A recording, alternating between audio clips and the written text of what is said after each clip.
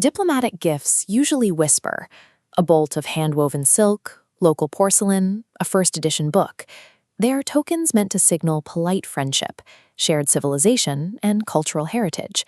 But when leaders gathered for the 36th NATO summit, the host decided to shatter unwritten rules. Inside the velvet-lined boxes handed to visiting heads of state sat a personalized Turkish-made Sarsılmaz SR-38 revolver, complete with live ammunition.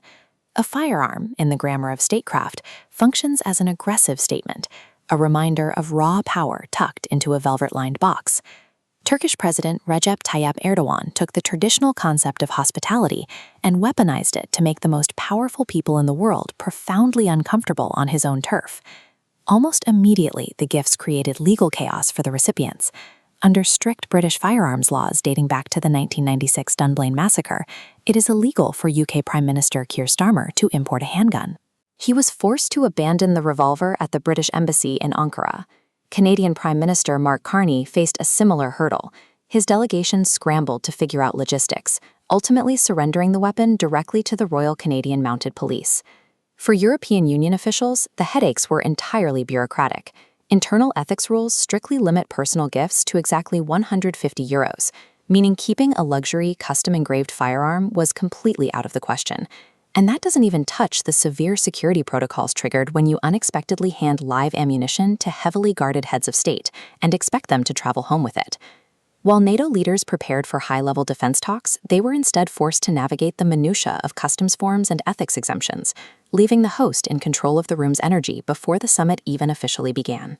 To understand how a host gets away with a stunt like this, you have to look at the broader map.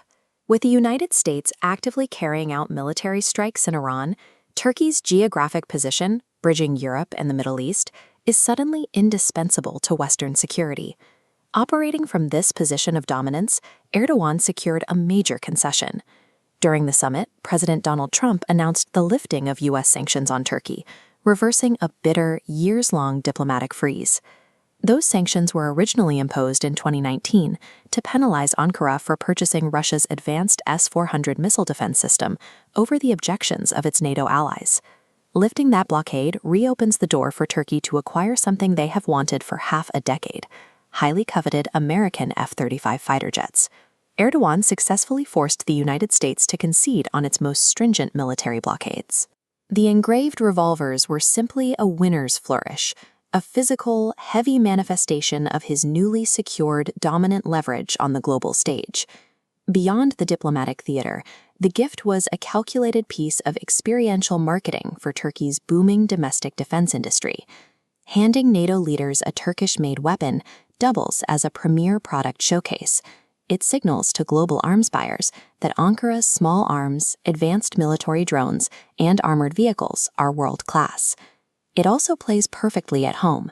Turkish state media was handed the imagery of their president projecting total sovereignty, making the most powerful politicians in the world accept a weapon from his hand. Western leaders were effectively stripped of their status as alliance superiors and drafted as captive participants in a Turkish public relations campaign. The gesture hits three targets at once. It forces allies into a position of awkward compliance, provides a high-profile stage for Turkish industry, and offers the domestic electorate a visual of a leader who bows to no one. Perhaps the most revealing outcome of the entire summit was the reaction. Absolutely zero formal protests were filed by any NATO member regarding the protocol breach. In international diplomacy, silence equals consent. Refusing to push back against an aggressive maneuver tells the host they have successfully seized the upper hand. The West's quiet acceptance of the gifts laid bare a difficult reality. It confirmed Erdogan's absolute leverage over the alliance structure at a time when they desperately need his cooperation. Turkey has stepped out of the role of a compliant junior partner guarding Europe's flank. It is now operating as a free agent power center, fully capable of setting its own terms. The personalized revolver serves as a physical receipt of a realigned NATO, one where the alliance must now adjust to the hospitality and the terms of the host.